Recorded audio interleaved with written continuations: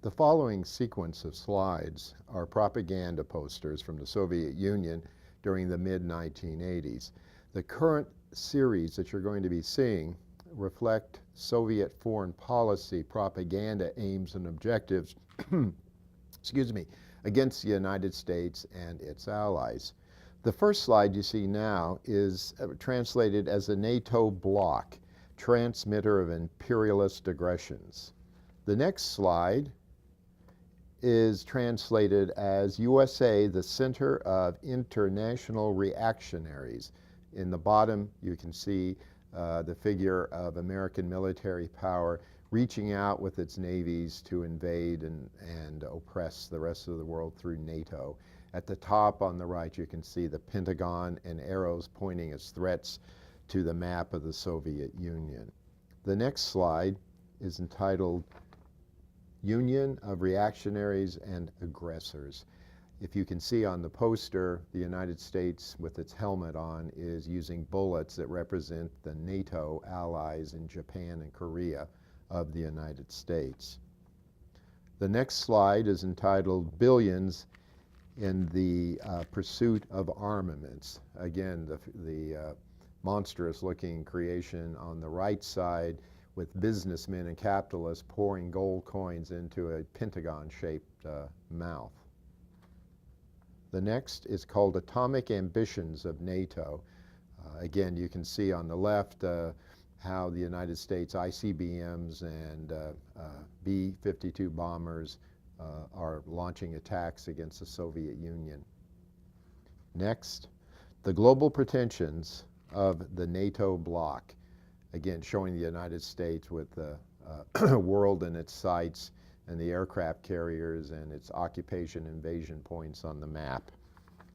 The next is Armed Forces of the USA striking the strategic backbone of NATO. Again, I think it's fairly self-explanatory. The aggressor's Uncle Sam, the U.S. Army, pulling its unwilling NATO allies behind it in a tank. The next one refers to the Germans. It's the Federal Army of Revenge, the German army working with Nazis and the United States with missiles in the background, threatening the peaceful socialist countries of the East. Next, terrorism of American imperialism. Same theme you see repeated over and over again with Uncle Sam lifting its boot of death and its club, holding shackles, putting countries under its imperialist designs. Next, this is entitled The Near East Tentacles of NATO, involving itself in the Middle East, which is quite current with ourselves today. I think we can all identify with that. The next one is called The Far East, the Flank of NATO, showing the United States pulling along its armed allies of South Korea and Japan. Next, excuse me, according to the big war scenario, the forces of the United States invading the world. Next, ideological readiness for aggression is showing the helmets of U.S. soldiers being filled with anti-Soviet, anti-socialist propaganda with a big dollar sign at the top defending the evils of capitalism. This slide depicts America as a pirate landing on a Caribbean island carrying missiles and invading. And it's translated as suppression of freedom and democracy. In fact, this was 1983 when President Reagan sent troops to invade the Caribbean island of Grenada, which was being taken over by a group of communists who wanted to set up a pro-Soviet government there. So it actually refers to an historical event. The next slide is entitled, translated as Aggressions Doomed to Failure, showing the United States on the right here with its threatening capitalism, German militarism, and Uncle Sam, American nuclear power, being thwarted over on the left by the socialist soldier who shows pointing the way to a protest against American military aggression in the right side, the upper right side. The lower left shows American soldiers in their coffins in an Air Force hangar in Dover, Delaware, during Vietnam War, perhaps. I don't really know on that. Finally, this slide shows the Warsaw Pact, or the Warsaw Conference, the safe stronghold of the world for socialism.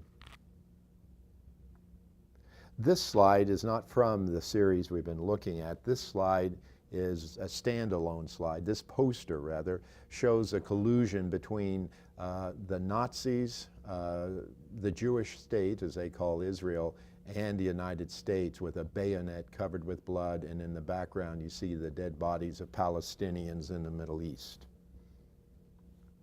This is a poster which extols the virtue and morality and the valor of the Soviet Navy, as all the elements of the friendly, brave-looking soldier, the blue-eyed soldier, the hammer and sickle. This one, again, talks about the Soviet Union. You see its flag with the hammer and sickle leading the Warsaw Pact, or in actuality the captive nations of Eastern Europe, behind the Iron Curtain, towards the victory and defense of socialism. This poster is a little less easy to kind of figure out what's going on, but you see on the left the aggressor is American bombers dropping bombs on cities.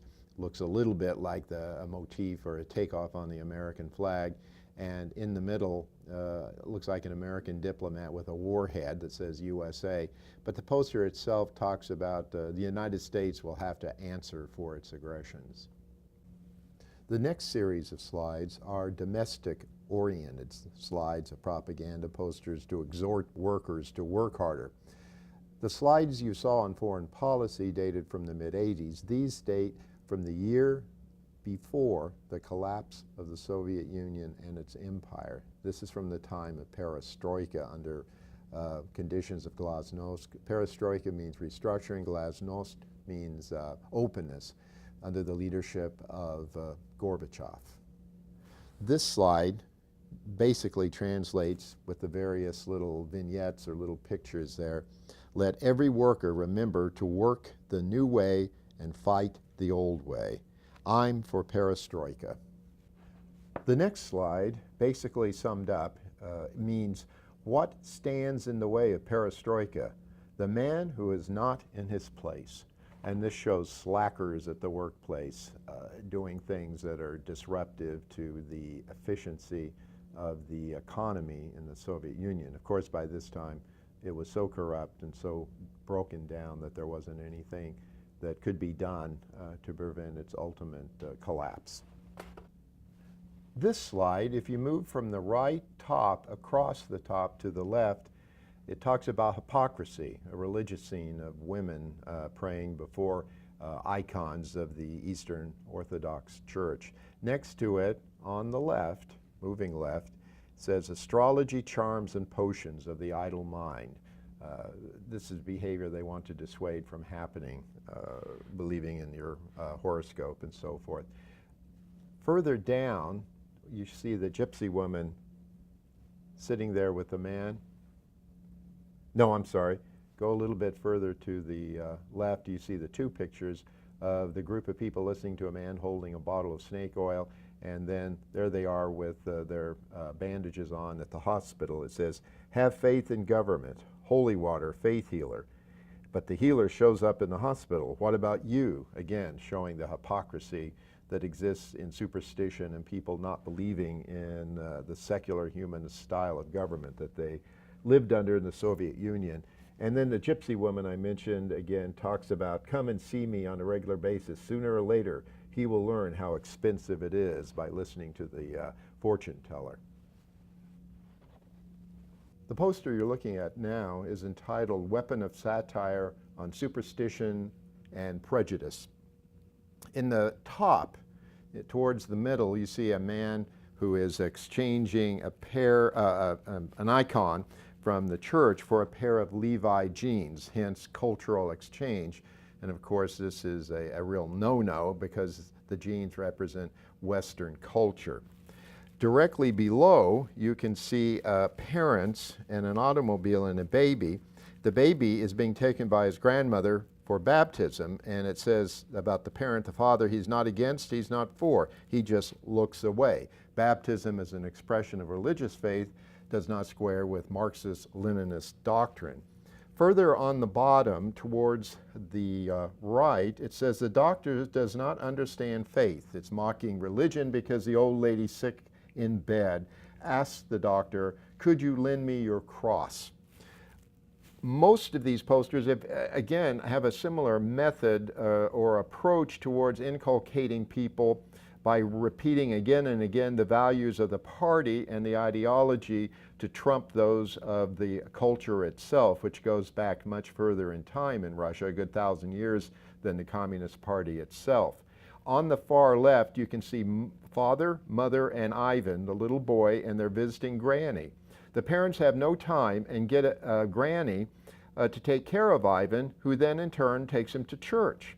This whole poster, again, as I mentioned, it puts across this satire on religion found in many other posters in many other places around the Soviet Union.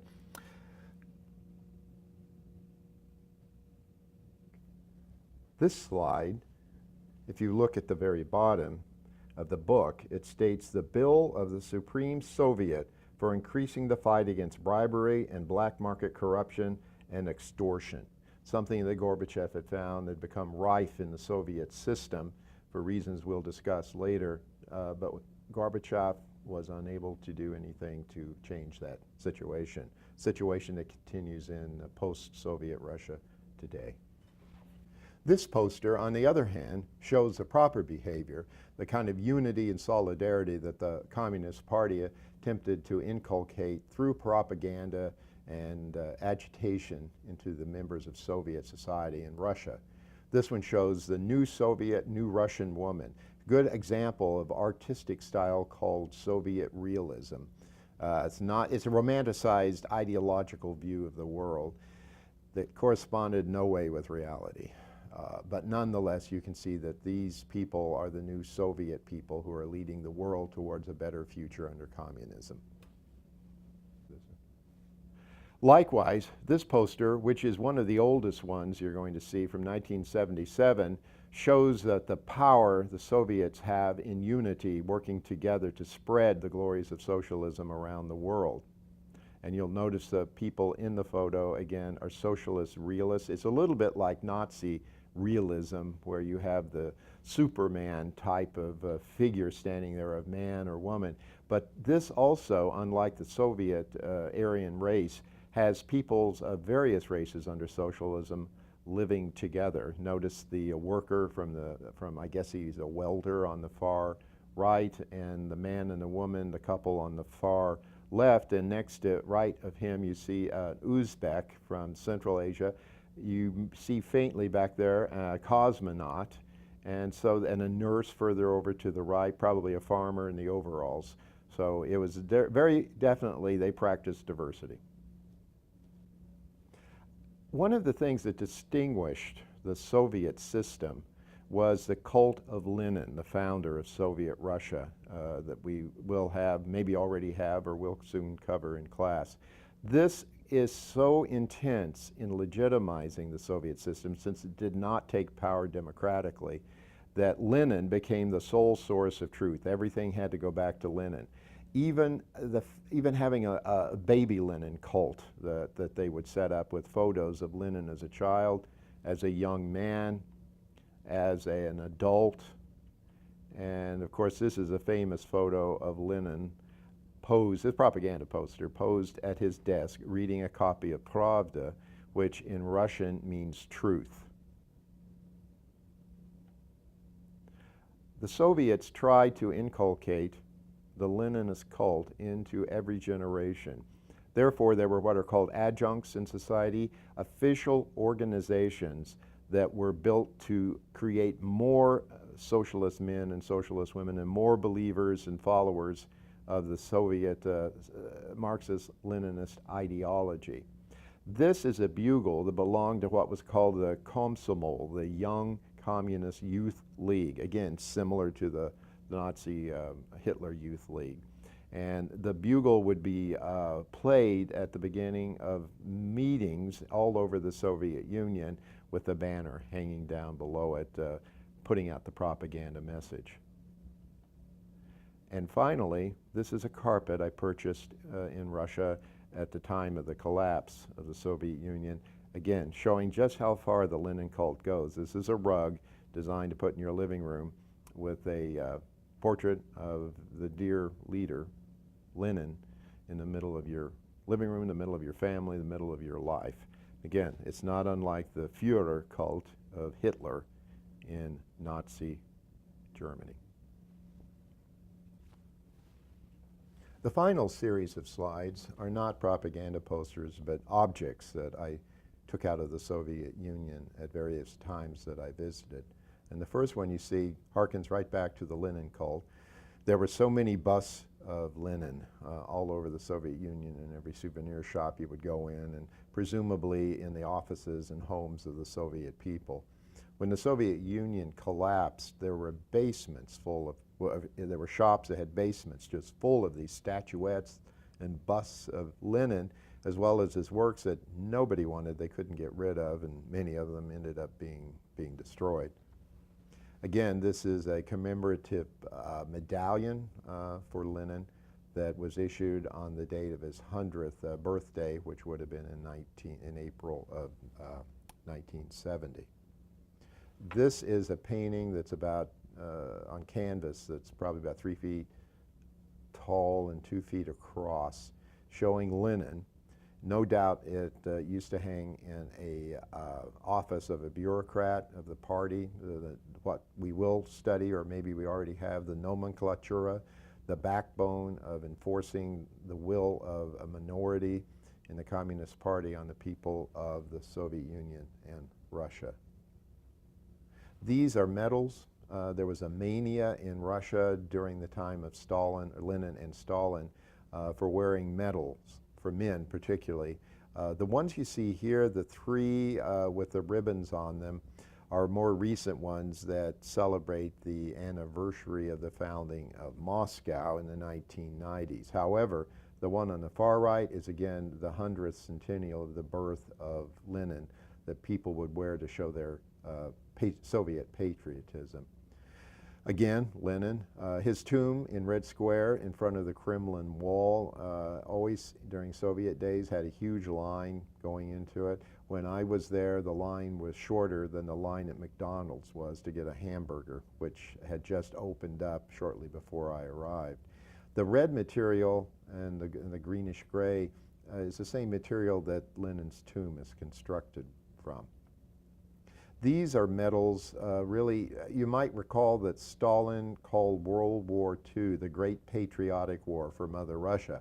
He found that loyalty to the Communist Party evaporated as soon as Nazi German armies arrived in Russia. Whole towns would hail them as liberators coming in to save them from Stalin's terror and the party's control. So as the cities were attacked, Stalin tried to create a sense of patriotism, Russian patriotism, to get the loyalty of the people back. These represent individual cities that were, excuse me, were invaded by the Nazis and resisted. And so each one of them is honored by its own badge. This, in more modern times in the Soviet Union, represented Intercosmos, which was their National Aeronautics and Space Administration, NASA, but it shows the states of Eastern Europe, which were behind the Iron Curtain, who contributed cosmonauts and other scientific help to the Intercosmos agency. And as you might recall, the Soviet Union was pretty spectacular in what they could pull off in the way of space exploration. These are from World War II. They are medals with Stalin's image on them, each of them awarded to somebody for some kind of bravery or valor in fighting the war. It could have been for producing over the quota in a factory for war munitions, or it could have been for valor on the front fighting against the invading Nazi armies. This is part of Central Asia, one of the areas, part of the Tsarist Empire, and later held on to by the Soviet Union. These are Muslim regions. This particular square hat was worn by Muslim men in Uzbekistan. And I remember going with a colleague, another professor from the University of Maryland, on the trip to visit this area, and she tried the hat on. It was in an outdoor market, and immediately all the men stared, gave her very cold and glaring stares, because as a woman she should not have worn that hat, which of course she immediately removed. Here we have a copy of Pravda, the newspaper, at the top left. In the middle you see a profile of Stalin that was probably pried off the side of a building after the end of the Cold War and the Soviet Empire. You see on the orange on the far right is a great patriotic war desk envelope and pin holder. At the very top in black with the gold in the middle is a Soviet Navy belt buckle and belt. Beneath it is a shield of the KGB, the secret police of Stalin's time and later. And the flag is a flag of the Soviet Navy with its red star, symbolic of the Soviet Union, and of course the hammer and sickle. Again, now you can see a close-up of the belt at the top, the KGB shield in the middle, Stalin on the left, and the 1941-1945 Great Patriotic War pencil holder. Finally, as we get to the end of the Soviet Union, you have the tenure of the party secretary general Mikhail Gorbachev, who was the author of Glasnost, Openness, and Perestroika, Restructuring, both of which helped to speed the demise of the Soviet Union by 1991. In this picture, if you recall, he had a large birthmark on his forehead, top of his head and down over part of his forehead that was brushed out of this official Communist Party photo. This is the view that a lot of Communist Party members had of Gorbachev, who fell asleep while the photos or the pictures and the frames of Stalin and Lenin, looks like it might be Trotsky back there, fell off the wall. Meanwhile, the bed bugs are running off, each of the bugs representing one of the East European states behind the Iron Curtain that declared their independence: East Germany, Bulgaria, going from the left to the right, Romania, Czechoslovakia, Poland, and Hungary.